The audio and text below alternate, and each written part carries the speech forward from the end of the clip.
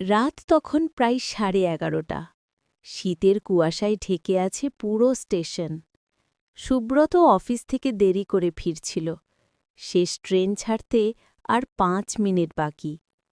স্টেশনটা অদ্ভুত নীরব, না কোনো কুলি, না কোনো চাওয়ালা। হাওয়াও যেন থমকে আছে। হঠাৎ সুব্রত দেখে একজন মেয়েটি বেঞ্চে বসে আছে। সাদা শাড়ি পরা, মাথা নিচু, কিন্তু তার চুল এত লম্বা যেন মাটিতে লেগে আছে। সুব্রত প্রথমে ভাবল হয়তো গ্রামের কেউ। সে জিজ্ঞেস করল, আপনি ট্রেনের অপেক্ষায় আছেন? মেয়েটি মাথা না তুলে বলল, হ্যাঁ, আমি বাড়ি ফিরছি।